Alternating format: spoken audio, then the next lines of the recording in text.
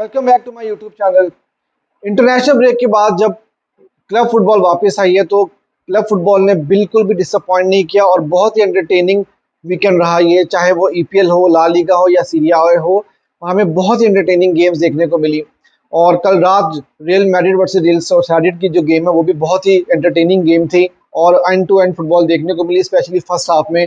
और अगर मैं ये कहूँ कि ये कोबू वर्सेस रियल मैड्रिड था तो ये बिल्कुल भी गलत नहीं होगा। कोबू जो कि बार्सिलोना की एकेडमी के प्लेयर रह चुके हैं, बार्सिलोना से वो रियल मैड्रिड में गए थे और रियल मैड्रिड से रियल सोसाइडेड में गए और उन्होंने एक बहुत ही खूबसूरत डिस्प्ले दिखाया और बहुत ही खूबसूरत फुटबॉल खेली और रियल मैड्रिड के डिफेंस को बहुत ज़्यादा तंग किया।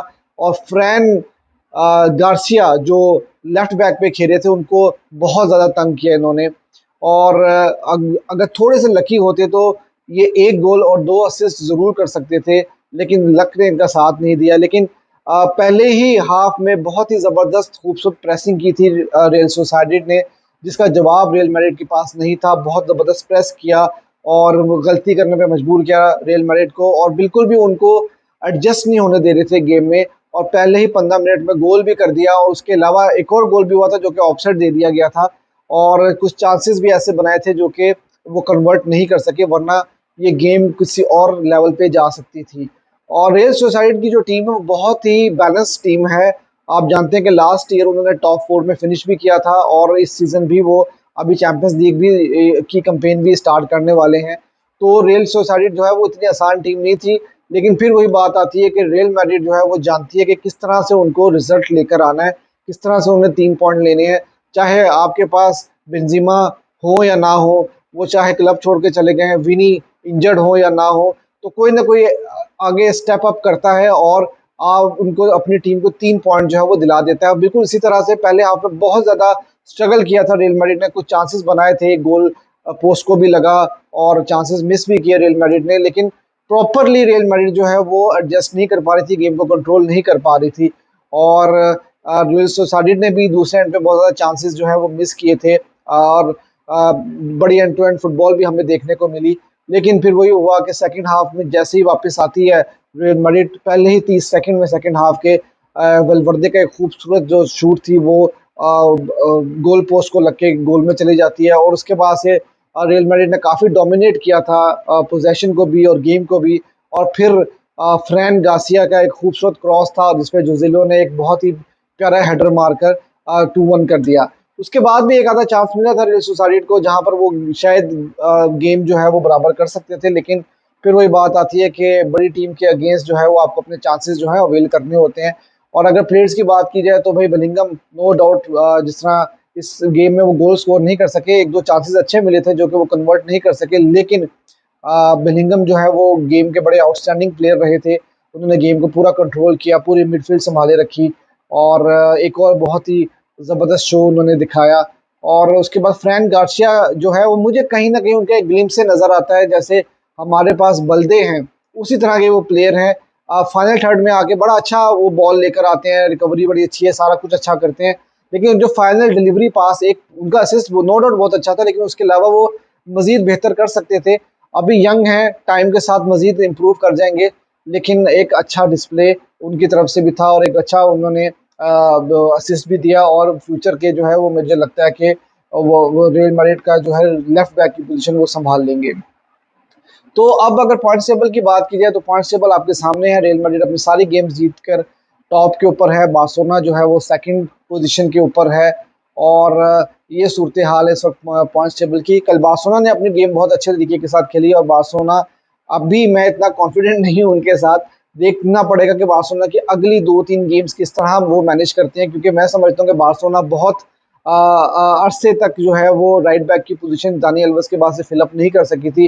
कैंसिलो के आने के बाद से बार्सिलोना बहुत जो है वो एक डिफरेंट बार्सिलोना नजर आई, पुरानी बार्सिलोना हमें खेलती हुई नजर आई। तो अब ये देखना होगा कि चावी किस तरह से टीम को मैनेज करेंगे और मुझे लगता है कि चावी के पास अब एक बहुत ही डिसेंट स्क्वाड बन चुका है। अगर चावी अपने प्लेयर्स को प्रॉपरली यूज करते हैं, राइट पोजीशन के ऊपर राइट प्लेयर को अगर खिला लेते हैं, तो मैं समझता हूँ कि चाबी को ज़्यादा टेक्निकल चेंजेस करने की ज़रूरत नहीं होगी। ये टीम आपको खुद ही जो है वो रिजल्ट डिलीवर करके देगी, क्योंकि अब आपके पास अच्छे माइंड के प्लेयर आ चुके हैं। फुटबॉल माइंड की गेम है और जो जिस तरह कल कैंसिलो और फेलिक्स ने अपना माइंड यूज करके गेम को चलाया, फेरान टोरेस ने गेम माइंड को यूज करके गेम के अंदर इन रहे, फिर उसमें कितना लेवेंडोस्की को जो एक कंफर्ट मिला फेलिक्स के आने के बाद, तो बार्सिलोना भी काफ़ी ज़्यादा बैलेंस लग रही है। और दूसरी तरफ रियल मैड्रिड जो है वो बिल्कुल भी गिव अप नहीं कर रही। तो ये बहुत ज़बरदस्त टाइटल रेस होने वाली है और मुझे लगता है कि ये टाइटल रेस जो है ना आखिरी 2-3 मैचेस तक जाएगी। और पॉइंट टेबल आपने देख ही लिए हैं, बहुत ही टाइट सिचुएशन चल रही है और रियल मैड्रिड जो है वो बिल्कुल भी पॉइंट लूज करने के मूड में नहीं है। अब बात कर लेते हैं प्रीमियर लीग की। वहां पर भी एक बड़ा अच्छा मैच हुआ एवर्टन और आर्सेनल का। आर्सेनल भी थोड़ा स्ट्रगल कर रही थी, फाइनल थर्ड में आकर वो गोल नहीं कर पा रहे थे। और आपको पता है कि प्रीमियर लीग की हर गेम जो है वो एक इवेंटफुल गेम होती है और ये भी कुछ ऐसी गेम थी। लेकिन टुसार्ड ने गोल स्कोर कर दिया और साका, मैं हमेशा एक बात बोलता हूँ कि अभी जो यंग जनरेशन है उसमें राइट विंग के ऊपर सबसे अच्छा जो प्लेयर इस वक्त नजर आ रहा है वो सिर्फ साका है। और उनकी एक और बड़ी खूबसूरत परफॉर्मेंस थी, राइस की एक बड़ी ज़बरदस्त परफॉर्मेंस रही है। और उन्होंने साबित किया कि भाई इतना पैसा जो खर्च किया है आर्सेनल ने उनके ऊपर, वो बिल्कुल ठीक पैसा खर्च किया है। तो आर्सेनल भी इस टाइम पर वो पूरा पूरा पुश कर रही है मैनचेस्टर सिटी को। और इस वक्त जो बड़ी खतरनाक पोजीशन चल रही है टॉप 5 के लिए, आप देखें सिटी जो है सारी गेम्स जीत चुकी है। उसके अलावा स्पर्स, लिवरपूल, आर्सेनल जो है ये टॉप 4 के अंदर है। और नंबर 5 के ऊपर ब्राइटन है और उनका 1 पॉइंट कम है, 12 पॉइंट्स हैं उनके। और वो भी बहुत अच्छी परफॉर्मेंस दे रही है। उन्होंने इस बार मैनचेस्टर यूनाइटेड को अपनी बी टीम के साथ क्रश किया था उनके होम पर जाके। और सरप्राइजिंगली वही बात है कि जो दो बड़ी टीमें जिनको हम प्रिडिक्ट करते थे कि यार ये टॉप 6 के अंदर जरूर आएंगी, मैनचेस्टर यूनाइटेड और चेल्सी, वो बहुत ही ज़्यादा जो है वो आपको टेबल के मिड टेबल से भी नीचे इस वक्त जा चुकी हैं। आप 13th नंबर पे यूनाइटेड है, 14th पे चेल्सी है। न्यू कैसल जो लास्ट टाइम की टॉप 4 में उन्होंने फिनिश किया था वो इस वक्त 11th पोजीशन के ऊपर है 6 पॉइंट्स के साथ।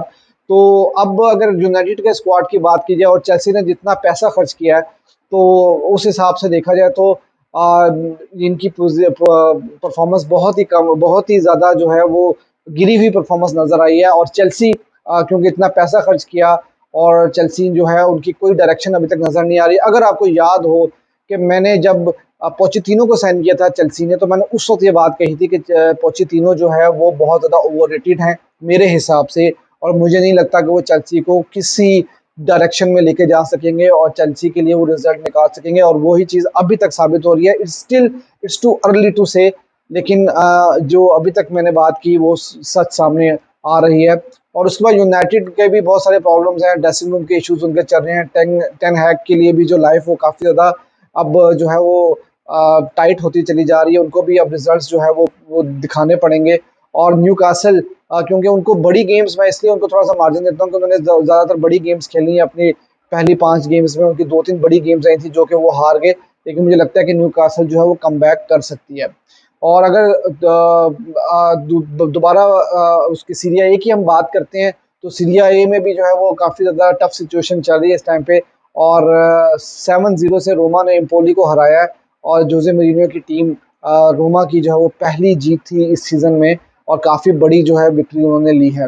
तो अब देखना ये होगा कि अगले जो आपका जो आपकी जो डोमेस्टिक लीग के मैचेस होंगे नेक्स्ट वीकेंड के ऊपर, वो बहुत ही इंटरेस्टिंग होंगे। क्योंकि रियल मैड्रिड का जो है वो डर्बी आ रही है एटलेटिको मैड्रिड के साथ, वो डिसाइड करेगा कि कौन सी टीम जो है वो पॉइंट लूज करेगी। एटलेटिको मैड्रिड ऑलरेडी वैलेंसिया के अगेंस्ट बहुत ही बुरी परफॉर्मेंस दे चुकी है और उनको अब कम बैक करना होगा रियल मैड्रिड के अगेंस्ट। तो देखते हैं कि क्या होगा उस मैच में। और अब चैंपियंस लीग आ रही है, परसों से चैंपियंस लीग स्टार्ट हो जाएगी और चैंपियंस लीग में बहुत ही मज़े की गेम्स आ रही हैं। आपको पता है ग्रुप एफ में हर गेम बहुत ही टफ होगी।